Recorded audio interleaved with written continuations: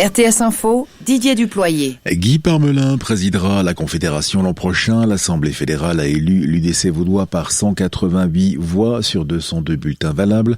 Le chef du département fédéral de l'économie, de la formation et de la recherche succédera ainsi à Simonetta Sommaruga. 188 voix. Joli score, c'est un peu mieux que les 186 obtenus justement l'an dernier par Simonetta Sommaruga. La plus mauvaise élection, c'était celle de Micheline Calmiret en 2011 avec 106 voix. En 2018, Ouly Morer en obtenait 201, égalant le record détenu par Jean-Pascal Delamura depuis 1988.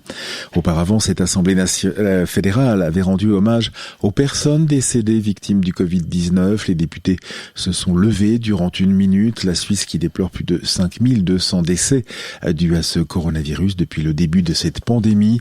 Et 87 décès supplémentaires ont d'ailleurs été enregistrés en 24 heures, alors que plus de 5000 cas de nouvelles infections au Covid-19 ont été signalés durant cette même période, 5086 précisément, pour un taux de positivité de 14,9%. Et les cantons romans sont en colère après les décisions du Conseil fédéral d'éventuelles nouvelles mesures contre le Covid-19.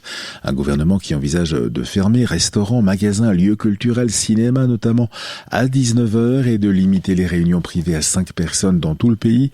Ces mesures mises en consultation donc auprès des cantons avant qu'ils ne prennent formellement sa décision ce vendredi.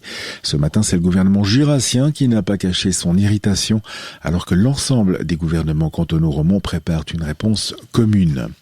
Les crèches publiques, elles, devraient bénéficier de l'aide fédérale face à ce coronavirus. Le Conseil des États a décidé ce matin par 26 voix contre 14 de reconsidérer ce soutien en acceptant une motion du Conseil national. En septembre, les sénateurs avaient pourtant rejeté une motion identique provenant de sa commission de l'éducation. Le texte approuvé ce matin demande d'élargir rétroactivement l'aide fédérale aux structures subventionnées par les cantons ou les communes, voire exploitées par des pouvoirs publics. Aujourd'hui, seules des institutions privées d'accueil extrafamilial bénéficient de cette aide d'urgence.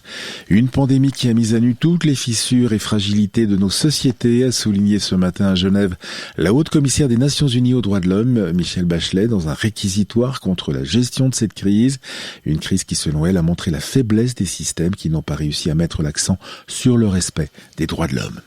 Et face à la hausse de ces cas de Covid-19, la chancelière allemande Angela Merkel prône de nouvelles restrictions. Elle juge justifier les propositions d'un groupe d'experts visant à la fermeture au plus tard entre Noël et la mi-janvier de tous les magasins non alimentaires et des écoles notamment.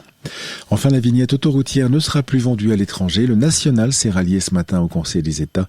Les touristes étrangers pourront donc continuer à acheter leur vignette à la frontière ou se rendre sur Internet pour en acheter une vignette électronique introduite en 2022. Les automobilistes auront d'ailleurs alors le choix entre l'ancien et le nouveau système. La météo avec un ciel gris cet après-midi, de faibles chutes de neige dans les Préalpes et les Alpes, limite de la neige vers 500 mètres.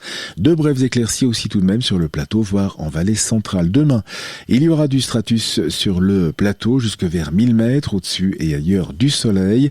Dès vendredi, des nuages et des pluies avec une limite de la neige qui va remonter vers 1200 mètres.